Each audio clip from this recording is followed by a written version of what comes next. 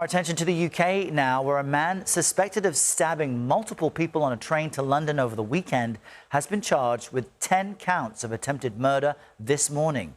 CBS News foreign correspondent Ramy Inocencio joins us from outside London's King Cross station. And so many people take these trains there in the London area, Ramy. What's the latest? Errol, yes, good morning to you there. This is where that train was supposed to arrive, but never did. London's King Cross station here, one of the capital's busiest rail hubs, and we're seeing an increased police presence just behind me. Police officers in yellow high-vis jackets. And this is what Britain's transport minister said to expect at train stations across the country, with officers, police dogs on patrol. And just a few hours ago, that suspect, a British national, his name Anthony Williams, 32 years old, was charged with those 10 counts of attempted murder.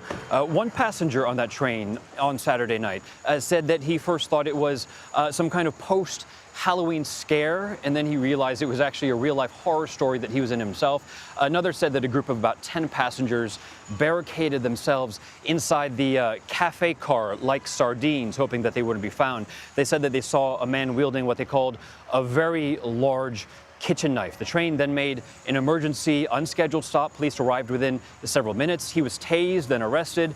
5 people are still in the hospital, but one of them is a member of the crew, now being called a hero, that he saved people's lives as he tried to stop the attacker. This morning he's in critical but stable condition, and they're trying to figure out truly the motive for all that happened on Saturday night. Yeah, and Ramy, I think what makes a stabbing attack so alarming is that it requires so much intent, so much effort to purposefully cut other people. Are these types of things relatively that common in the UK?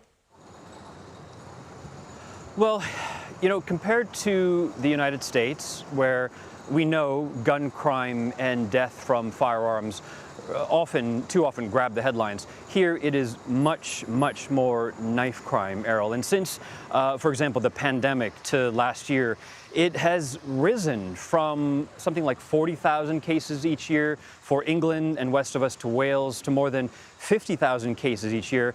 And this has followed, concerns about money, the cost of living, along with some aspects potentially of mental health. And this is something officials are likely looking into for this past weekend's attack. There's also a government study that more children are carrying knives for protection.